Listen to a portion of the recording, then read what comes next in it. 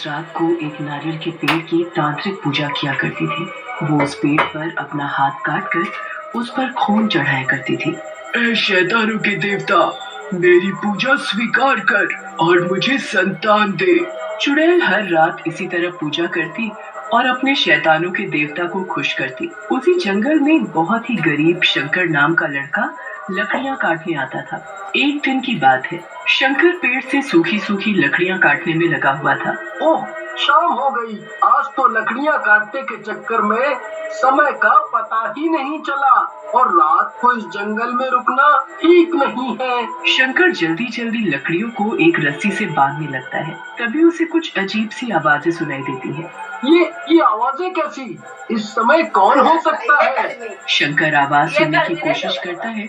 तभी उसे अचानक से वो आवाजें और भी भयानक सुनाई देने लगती है। ए शैतानों के देवता, मुझे संतान दे, संतान दे, मुझे संतान दे।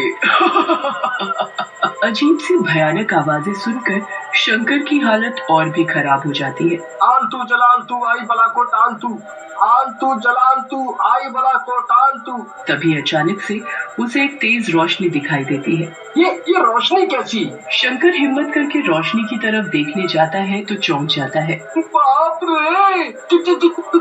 चुड़ैल!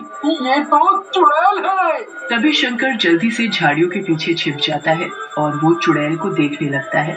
ये चुड़ैल यहाँ क्या कर रही है? तभी शंकर देखता है कि चुड़ैल अपना हाथ काट कर नारियल के पेड़ पर खून चढ़ा रही है। ए शैतानों के देवता, मुझे संतान दे, संतान दे, संतान दे। लगता है आज मेरा आखिरी दिन है। अगर इस चुड़ैल ने मुझे ये सब करते देख लिया तो वो मेरा ही खून चढ़ा देगी।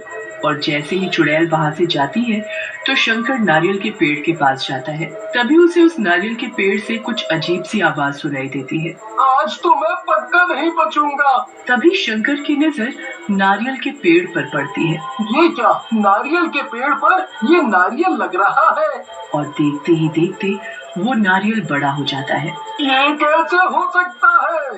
ये तो जैसे कोई जादू हो। तभी वो नारियल पेड़ से गिरकर नीचे आ जाता है और उसमें से रोने की आवाज आने लगती है।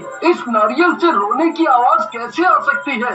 ये कैसे हो सकता है? शंकर जैसे ही नारियल को उठाता है तो वो अपने आप टूट जाता है और उसमें से एक सुंदर सी छोटी सी बच्ची निकलती है, जिसे देखकर शंकर हैरान हो जाता है। ये तो चमत्कार है। नारियल से बच्ची निकली। वो छोटी बच्ची बड़ी जोर जोर से रो रही थी। तो चुप हो जा। शंकर के प्यार करने के साथ ही बच्ची चुप हो जाती है और वो बोलने लगती है और चलने भी लगती है, जिसे देखकर शंकर बड़ा हैरान होता है। ये तो चमत्कार हो गया। छोटी सी बच्ची बोलने भी लगी और चलने भी।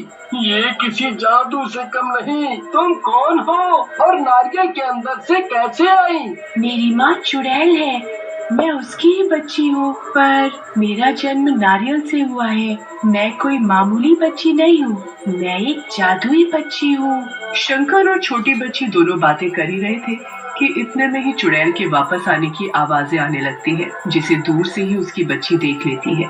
शंकर, तुम जल्दी से यहाँ से चले जाओ, माँ आ रही है। अगर उन्होंने तुम्हें मेरे साथ देख लिया तो वो तुम्हें मार डालेगी। फिर शंकर उस बच्ची को वहीं छोड़कर जाने लगता है तो बच्ची उसका हाथ पकड़कर उससे कहने लगती है, कल तुम फिर मुझसे मिलने आओगे ना? शंकर उस बच्ची को प्यार भरी निगाहों से देख रहा था और धीमी आवाज में सिर हिलाकर उससे कहता है, हाँ, कल मैं तुमसे मिलने जरूर आऊंगा।